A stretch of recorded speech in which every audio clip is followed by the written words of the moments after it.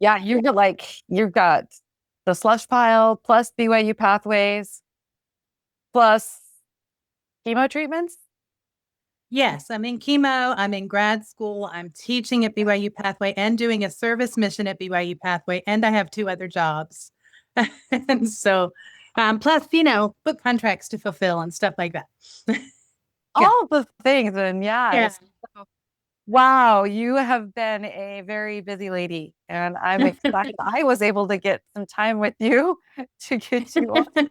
I felt like I kept going, no, I can't do that. No, I can't do that. I Sorry. know you're fine. I understand, Okay. man. Dude, I was like, wow, she's, and I thought I was busy, and which is I do because everyone's like, you need to slow down, and I'm like, what am I going to give up? And then yeah, Yeah, I did have to. So my kids had graduated from the Arkansas Symphony Youth Orchestras, and I was always the orchestra mom person. mhm. And when my youngest graduated, they're like, can't suppose we can talk you into still being the orchestra mom. And I was like, I kind of need a break. But then they convinced me to be on the board of advisors for the actual symphony, not just the Oh, youth, right. but so somehow, and they were like, it's not as much time. So I just Yeah, have to sure. say, Can't turn down music, man. Welcome to Roundy's Rants, Raves, and Reviews. And I'm so excited to have with us Anne Marie. And she's going to talk to us about her writings, her book, her life, her message, just everything. And I am so pleased because I love following her and all of her great positivity in this life. So, Anne Marie, will you tell us a little bit about yourself and what you do oh, okay. besides everything else? Yeah. My name is Annemarie SanSevero. I am a writer and an instructor, and I write sci-fi and fantasy mostly they all have mystery elements in them. I also teach an intro to computer programming class with BYU Pathways, and I'm a content writer for a dental web company. And what else would you like to know? Let's see. Oh, and you had a slush pile going for a while now. Yes, that's for grad school. So I'm in a Okay. publishing program. I'm in the graduate program for master's in publishing at Western Colorado University. And we're putting out this great anthology this year called Into the Deep Dark Woods. And we got about 1,000 submissions, and it just closed. And we have until Saturday to go through the first round and get all of the rejections out. And then we start over going through the second round. It's a pretty, fast paced process. So I, I've was- learned so much.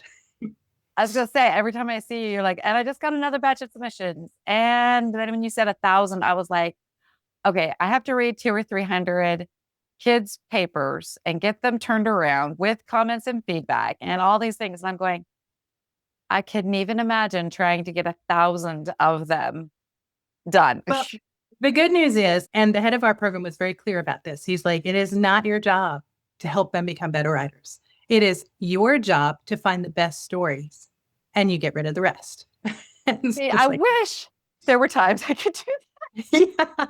I will Sorry, tell I'm just gonna discard yours from my greatest yeah, file today. Thank rejected. you. Rejection So letter for you.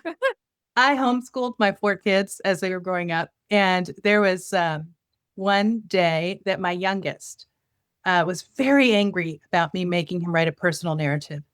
And he, and I'm very, very thorough in my feedback to my kids and go through all the different things, both copy edits and developmental edits and all that other stuff. So I'm, reviewing with track changes. And he decided to get back at me.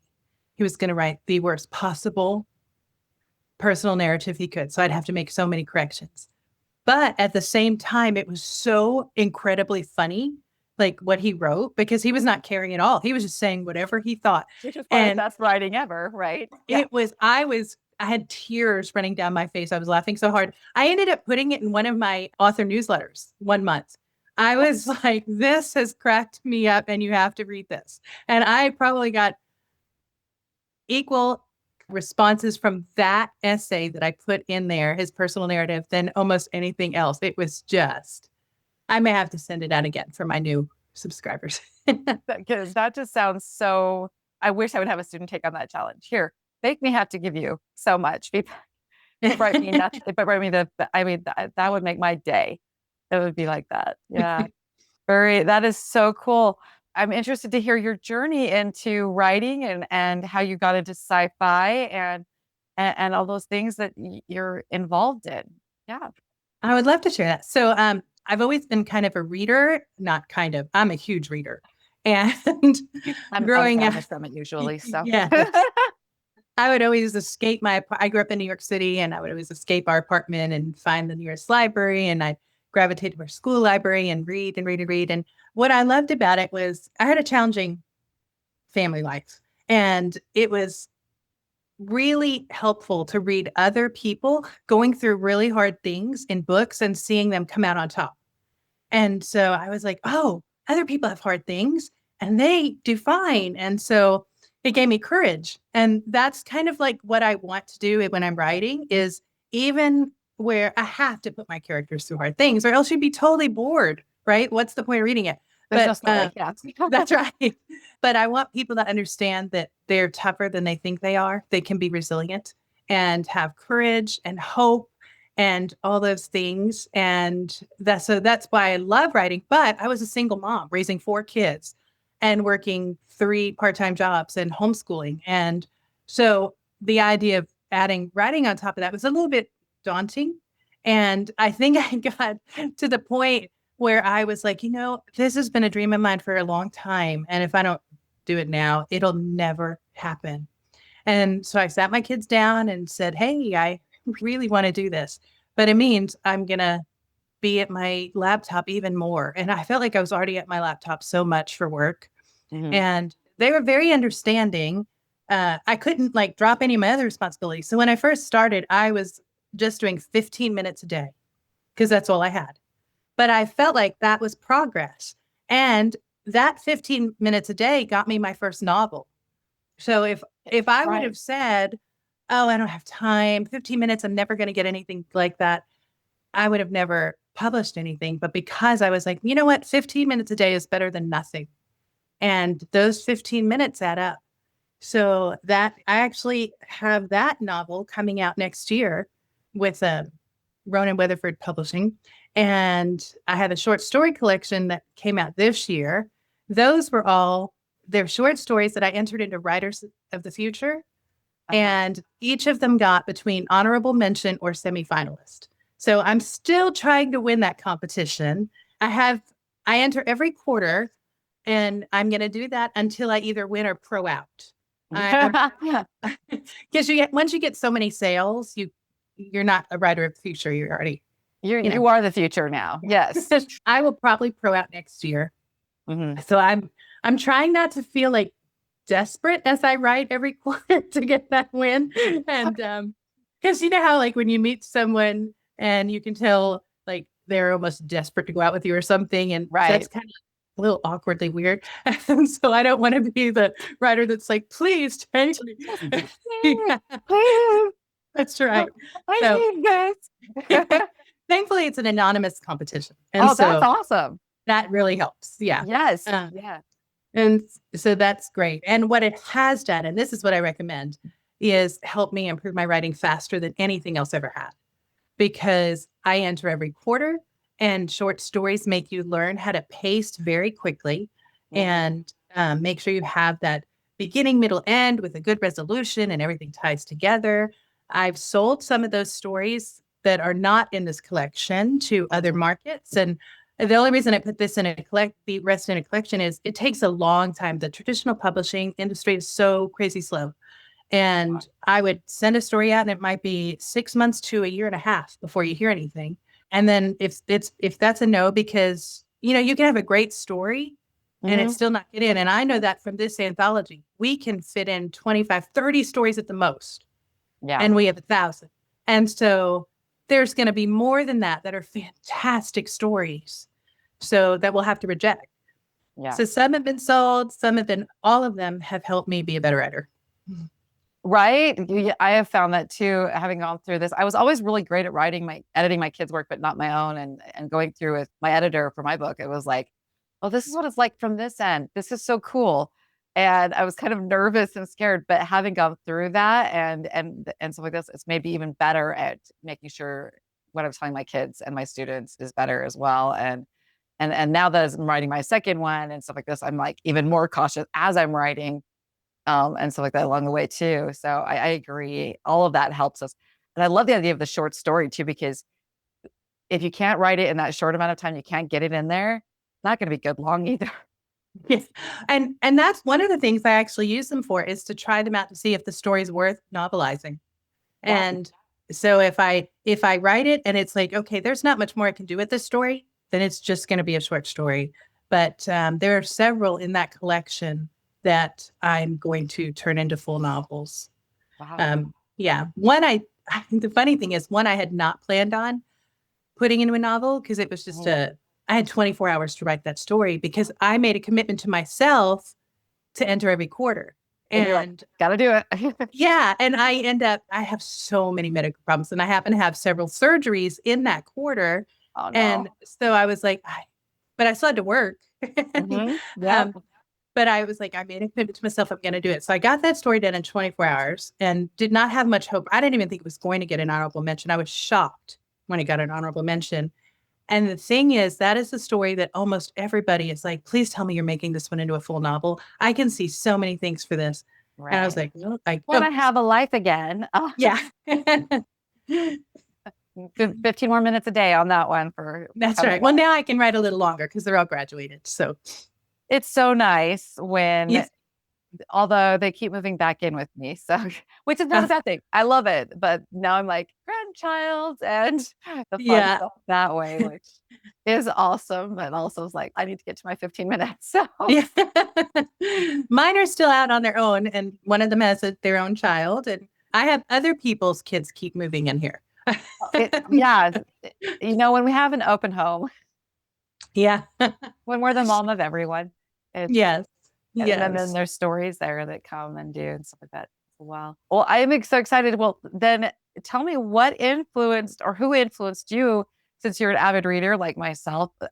What were the ones that stood out to you or really became your rock of inspiration? Okay, that's such a it's a great question and a really hard one. I know. Yeah. I part of it's because I'm a complete nerd, and there really isn't a subject I don't love that I'm not Mhm. passionate about. And so I read nonfiction, I read with history, and I have this affinity for books on cryptography and code breaking, and Ooh. um, and I read historical fiction and mystery and fantasy and sci-fi and steampunk and all this stuff. So it's hard. The Mhm. classics. I have a dream of having like this really great Dickensian plot one day, because you know how Uh-huh. Charles Dickens will have all these threads out there, and you're like, Mhm. this is never going to come together. And at the end, he ties it all up in a And nice, everyone's connected to someone everywhere and it's always yeah, working. Yeah. Yeah. yeah. Yeah. And so You're right like, now, how did he do that? But okay. yeah. So that's kind of my dream. I just like when stories make me feel courageous. That's inspiring to me to help other people feel courageous. So almost all my stories have a happy ending. That's lovely. And I think, there's always some kind of good that comes out of everything. And so having those happy endings, even if they're a sad happy ending, again, like Dickens, right? I mean, Dickens Yes. wasn't always a happy Disney ending in any way, shape, or form, but it was always hopeful, I think, at the end and gave Yeah. us something that way. Is I there, have two. yeah, Go ahead. yeah. There was a particular writer, but amongst all of those that gave you that sense of courage, was there like a book that really stood out to you of that courage that it gave you? I think it's hard. Vienna Prelude, the Zion Covenant series, was really a good one that I Mm, read in high school, because I was watching these people thrown into these situations. It was a historical fiction series mhm, set in the Holocaust. And while there were very few happy endings in that, there was courage. I'd say the people who give me the most courage, though, was a nonfiction book I read mhm. by Corey ten Boom. Have you read The Hiding Place? Yes. Oh my Yes. Yeah. goodness. Yes. Those two sisters are like my heroes, and I think about them Mhm. all the time. and some of the stories and lessons I've learned for them. And I incorporate their attitude into everything, almost everything I write. Even the two short stories I have in that collection that don't have like happy endings, they don't give up. Even like one of them has to make a really hard choice that destroys her dream. And then as soon as that happens, she's like, okay, we're going to try again. And that's how it ends. So, And that's exactly it, is like, no matter the situation, no matter what, even if you have to make those hard decisions and give up something, there's always something you can do and yeah. make that courage and take the courage to move forward. And sometimes that's the courage each of us need in our lives to just, move Yes. forward. Absolutely. James Artemis Owen, every year at Superstars Writing Seminar, I go to this writing conference, Superstars, and he has this Eggs Benedict breakfast where he gives out these little sayings from his Drawing Out the Dragons book. And one year I got one that said, sometimes a catastrophe is a course correction. And that was the year I got, so right after I got home, by that Christmas, I'd gotten diagnosed with my second cancer. And so when I went back in the next February, and I told James, I said, okay, if I get the catastrophe card, can I pick another one? Because I want a different choice. yeah. And so when he was handing them out, he was like, okay, one card per person, except possibly for Anne Marie. Anne Marie gets 5, and they're all the Yeah. same one. And Oh, wouldn't that be awful if I kept drawing catastrophe? Oh my gosh. Actually, I would just start laughing. Here's what I would do. some people, unfortunately, that sometimes it's, but I think it's a lot of our attitude is like, once you've changed from that catastrophe to course correction or Yeah. to opportunity, we start laughing and we're just like, okay, what's next? Here we go. And we just take it on, because what else can we do at that point in It's life? like sometimes I forget that other people didn't have so many difficult things happen. And I was talking to the young woman that's staying at my house while she's in culinary school. She's just graduated high school, and I had casually mentioned something, and she went, "What?" And I said, "Oh, yes." And she goes, the more we talk, the more I think you should have gotten a do-over on life. I was like, no, it's really okay. I've learned so much. So, And I think it's wonderful that they can then learn from those who've gone through it, with hopefully not having to go through it themselves, or before they hit those parts of their lives where it is going to get difficult, and have that example in their lives. I mean, what a boon for that young woman to see and be able to go, okay.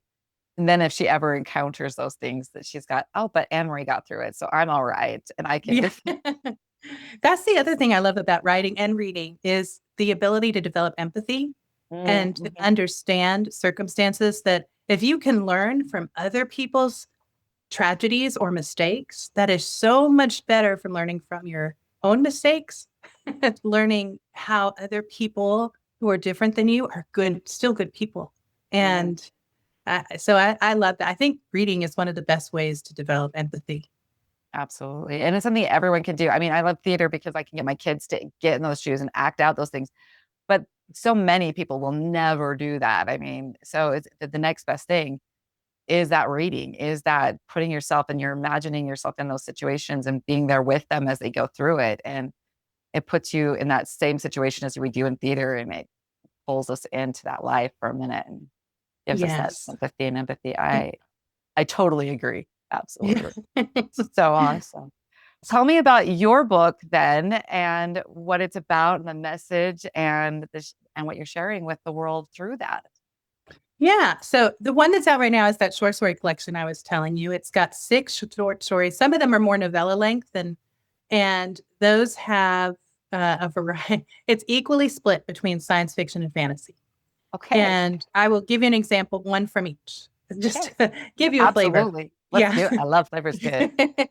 The first one is the title of the series. I just named the first story that got the title of the whole thing, called The Butterfly Stroke. And I mentioned I was a nerd earlier, and this will just prove it. I was perusing some scientific sites for fun, and I was reading some things that were in development. And this is when Elon Musk's Neuralink had just gotten approved for human trials. Mm. Um, and I started doing I went into this rabbit hole of research on Neuralink and how it works. And I wasn't even thinking of a short story. I was just like this is so cool. And so Right. then I started thinking about it. And one of the things I do when I'm writing is think, what if? Or how could we make this better? And his is designed to help people who are paralyzed use their eyes to move things on the computer screen. And I started thinking, what if we added a stent beneath the spine where the break is, and it allowed their brain to wirelessly communicate and give them movement again, actual movement.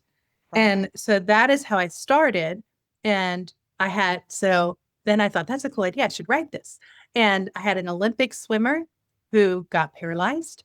She became a quadriplegic, and now she lost her whole identity. I mean, swimming was her thing, and she Right. wasn't sure who she was, and she couldn't move. And gradually her friends were disappearing because they felt awkward every time they were coming to visit her.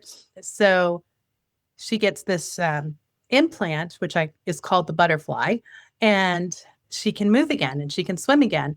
But all the new neural activity creates a subsection in her brain that was unexpected that developed its own consciousness and stuff like so. There's all this stuff that goes wrong as a result, and I enjoyed the story a lot. And then on the other side, and that you were asking why I like science fiction. That's why I like science fiction, because we can think of things that the people who are in the science industry and doing all this research, that hopefully they're like, oh, that's a good idea. Let's try that. And we can think of what but can wait. yeah. Well, not the whole subsection of the brain, but you know what I mean? Yeah. Yeah. And then an example of a fantasy I have, and this is the one that I wrote in 24 hours, is I did a brain dump because I was in a panic mode for writing. Right. And I had just finished reading Jim Butcher's Deadbeat, and he has it's a bourbon fantasy where he has a wizard detective. And I'm a British mystery addict, so I'd been watching Death in Paradise while I'm working late at night because I've seen you and me need to have some watch parties, man. Yeah. Yes. So it was the one where the guy had that he'd killed his wife and her skeleton was like in his classroom. Right. Yes. And so I had that skeleton thing in mind, and I was like, supernatural detective and a skeleton. And all of a sudden, just because I don't know if it's because I was tired, but I was thinking about the skeletal system, and I was like, oh, that'd be funny if he had like a haunted femur called Luke Skywalker. And so that's what I did. I made a supernatural detective who has an assistant that's a haunted femur that he nicknamed Luke Skywalker. That's obviously wasn't his name when he was a live femur. And he's got a problem because it came out that he used to be a regular private detective, and then people discovered that he liked to talk. He believed in ghosts and all this other stuff. So he started losing all his business. And so it's called a living client, because finally another person comes into his office. It's an actual human being that can pay him. And she's trying to find her birth mother, because if she doesn't, she'll die. She needs some of her DNA for a procedure. Right. And he was like, I'm sure I'm sure you've been to other detectives and the police. And she said, of course I have. You were my last choice. But you think outside the box, and that's what I'm hoping will be the difference. And so there's that kind of fantasy element, and then there's sci-fi. So there's all kinds of stuff in there. That one sounds so fun, and the sense of humor that would be going on with that in and of itself is. Hopefully I have funny stuff in all of them. My kids don't think I'm funny, but I will tell you, my first ever published story was a complete humor story. Okay. And it was for the Superstars anthology, Weird Wilderness. And when I got that contract and the editor was like, oh, that story made me laugh out loud, I took that email to my kids and I went, yeah, Mom's funny. It's official. And so they don't care. But so the middle grade thing I have coming out next year is actually the first novel I ever wrote. I sent it out way before it was ready, like several years ago. And I'm embarrassed now at what I first sent out. Now that I've matured in the craft a little bit, and I still have more maturing to go, but I went back and read that a couple of years ago and was like, oh my gosh, I hope I don't ever see those literary agents again. Like, they will be horrified. Yes. But I pitched it to a publisher, and after I fixed it, and So they called me and said, we love this. But we want to make it into a 3-book deal. Uh-huh. Well, because it was my first novel, I'd always heard you can't get series with your first when you're a new author. Right. And so I had just planned it as a one and done and was already plotting a new YA. And, but I didn't want to blow my opportunity. And so she said, do you have 2 more ideas? And I went, oh, of course I do. And I prayed really Yep. fast. And I was like, Heavenly Father, I need 2 more ideas right now. And I told her 2 things and she was like, oh, we love that. Okay, I'll send you the contract.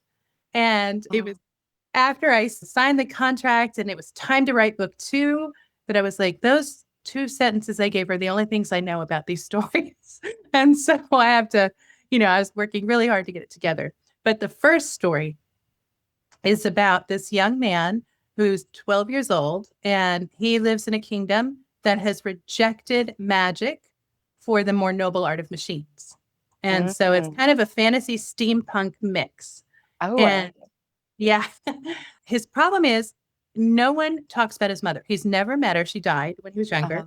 And he just wants to know something about her. No one's allowed to talk about her.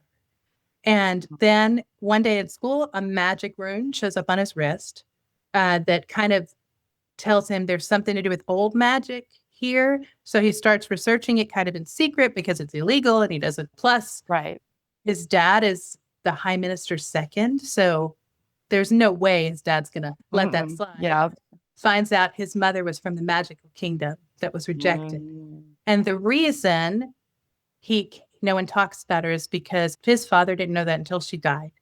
And he feels completely betrayed. And his way of dealing with that was just erasing her memory, essentially. Not fair to Leif at all, but we all deal with our issues our own way. And so I started this book because I come from where I'm in a broken home. I was a single mom.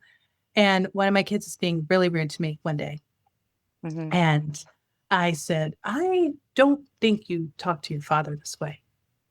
And they said, no, we don't. And I said, okay. So is there something I'm doing that makes you think it's okay not to show me respect? And their response was, well, no, but I know you're going to love me anyway. And I realized they were afraid. And so I thought, I want kids to know, without preaching or telling them this, that even if your parents are completely different and don't get along or something like that, you can love both of them. And accepting one parent doesn't mean you're rejecting the other, because both of them are part of you. So that's how the story started. And then I had all these, middle grade, you have to have a bully and all that other stuff. And as I was developing these characters, I realized, oh, so this bully despises Leif because his dad's the second to the high minister and he gets everything he wants because his dad's the second to the high minister. And Leif is terrible at battle class and all the skills that matter in this world. Right. And Tarek works his tail off and he's from a family of refugees. So he feels like everyone's prejudiced against him. So he has his own baggage. Leif is trying to prove himself because he is terrible at battle class and his dad's a national hero. And so it was 2 boys that were enemies that had to learn about each other, that they completely misjudged one another. And they end up, Leif's father goes missing on a mission. And the only way for Leif to save his father is to learn the old magic that's going to cost him his father's life. And so he has to make that choice. And he ends up on this quest with his enemy and a quirky teacher that they have that just won't let them go alone. And so good job, adults in a family. Yes. Yeah. I wouldn't say he's the most responsible adult, but he is. At least I haven't grown up there. There's at least someone there. Good deal. Yeah, all right. It's totally fine putting them in mortal danger. But Totally fine with it. Yep. Yeah, like Dumbledore and Hogwarts. Everybody's. It sounds like most adults in all of these YA things going on. Yes. You're going to save the world. It's okay if you go out and do death-defying things, even though you shouldn't. Right. Yes. And I'll be here to supervise and, watch you put your life at risk. Watch you do it. And encourage it. Yes. Oh. So my hope is that kids will understand that they can love both their parents and both their parents are part of who they are. And that sometimes the kid they think is the worst is hurting. And that's why they come across as the worst.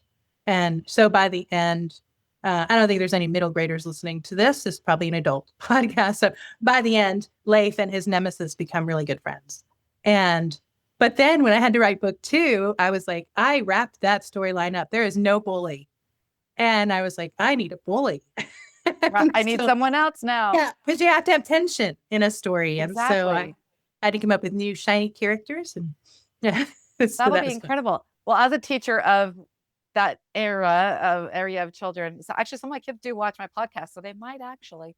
I Okay. can't wait to show this book to them and give them something that'll be fun for them to read and teach that, because I see so many kids coming through, whether it's a broken home or just even parental strife or bullies in their lives or anything. I think this storyline is resonating with me and my younger self. Even as adults, I'm like going, can I read this for me now? Because Yeah. just because we grow Well, I up think doesn't mean all those things go away. I honestly think middle grade literature needs to be intelligent enough for adults to enjoy it because kids are way smarter than we give them credit for. And so Amen. yes, Hallelujah. yeah, we can't talk down to them. It's just that some of the vocabulary is different. That's what it That's boils. literally it. And even some of my kids are ready for that vocabulary. And if Mhm. they're into the story, they are willing to take on that stuff because of what it's teaching them and what they're engaged in. And I think that a lot of YA literature in middle grade is so good for adults to read because they do need those messages. And adult literature is definitely not teaching those things No, in most cases. And I think that everyone needs these messages. And yeah, and if you write it for with that higher level and you're able to reach all of them, why not? I say.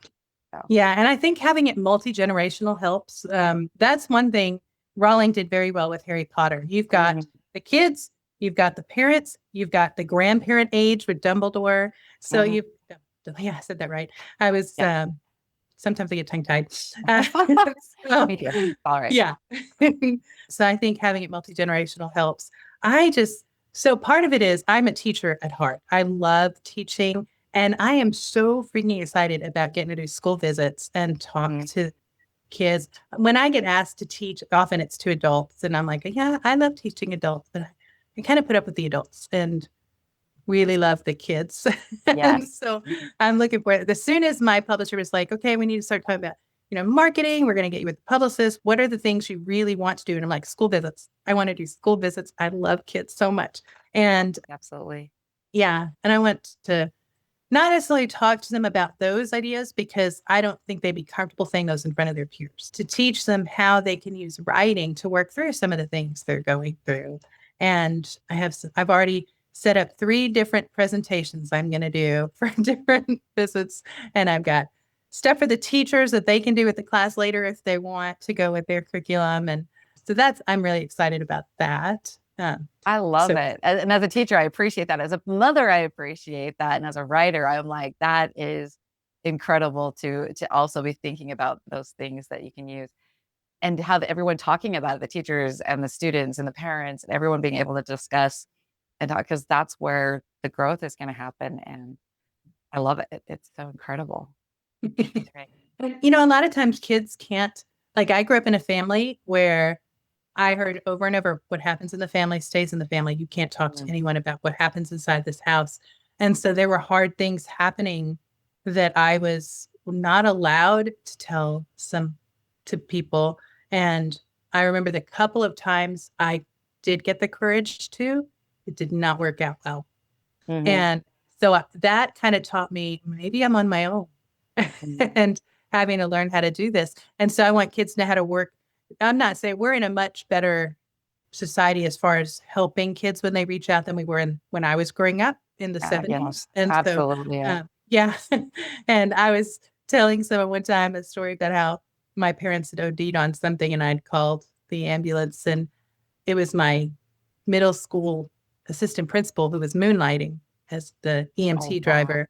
And But there were 3 kids in this apartment in New York, and they took my parents to the hospital, and we just were still in the apartment by And ourselves. no one's there coming in. They're not calling anyone. Oh That's my, right. And so now nowadays, that wouldn't happen today at all. That would no, never happen today. but But it's still hard. Yeah. yeah. Um, and I want kids to know how to handle crises when they don't. There are times you don't have anyone, and they need to know how to be brave and handle things. But I also want them to know how to find help when they need it. But I want to do all that without preaching it to them. I want it to be fluid in the story, just in the background, without them hearing those words necessarily, experiencing it instead of being told. Right. Yeah. Which So is so powerful for kids because then they're more likely to learn from it and listen because it's not just being preached at them and stuff.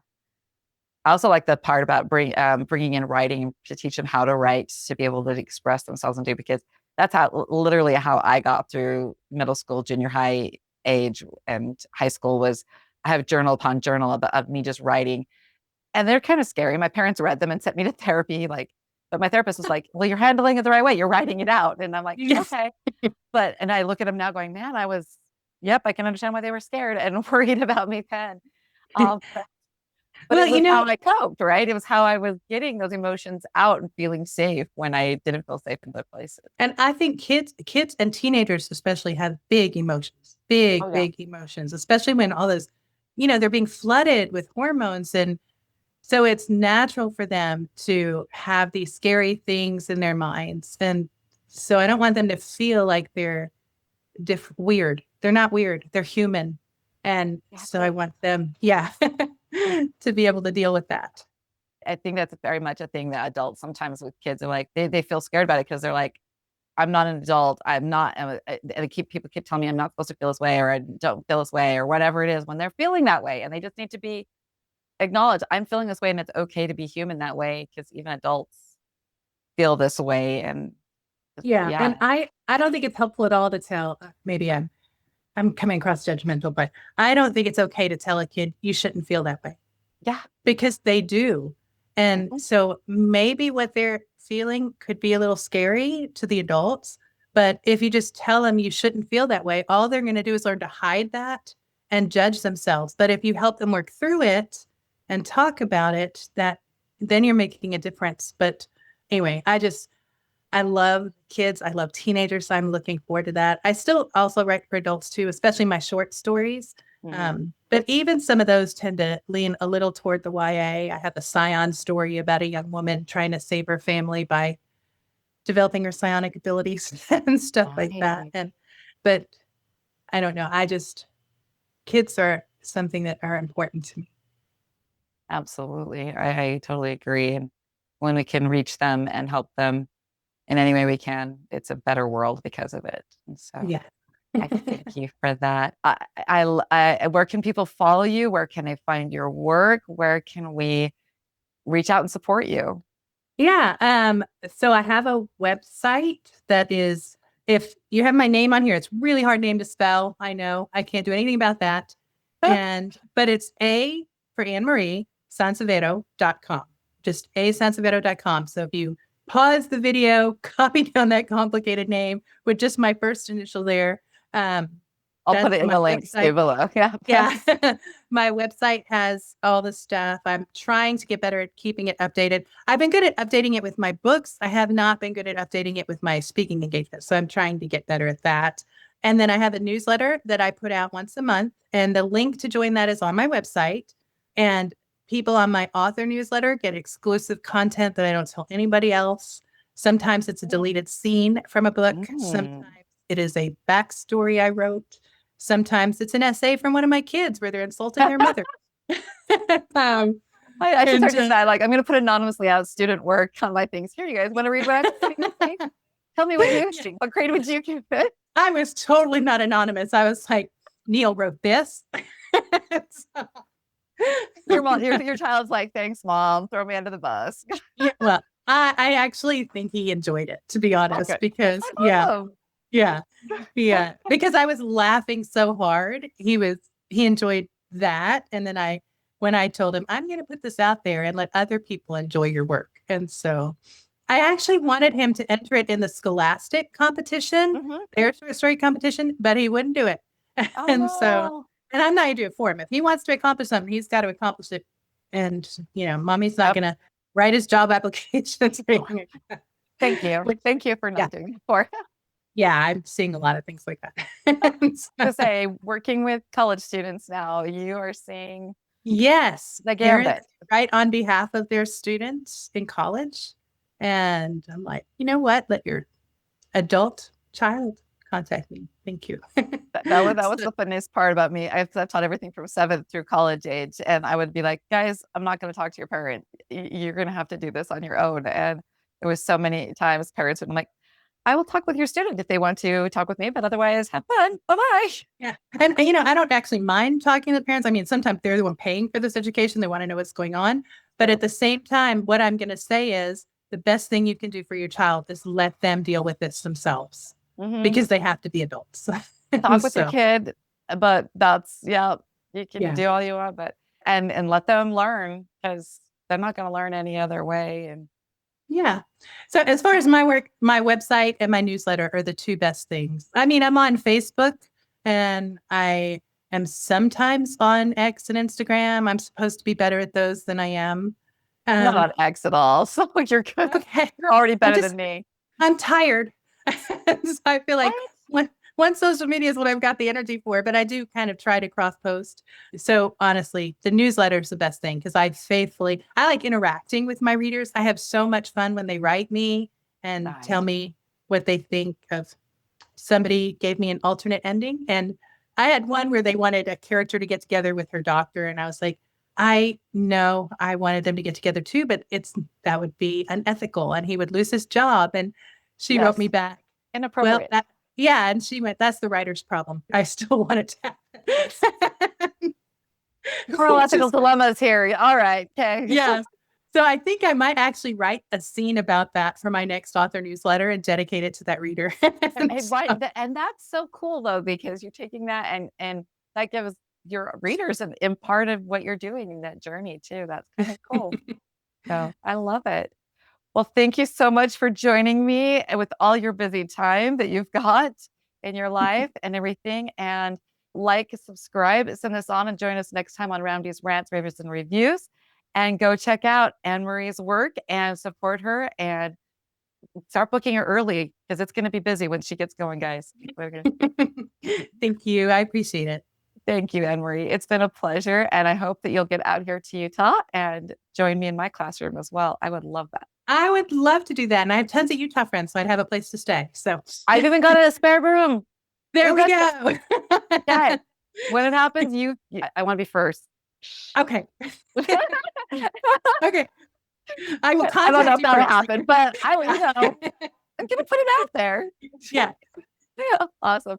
Well, thank you. Have a great night, Anne Marie, and everyone have a great day.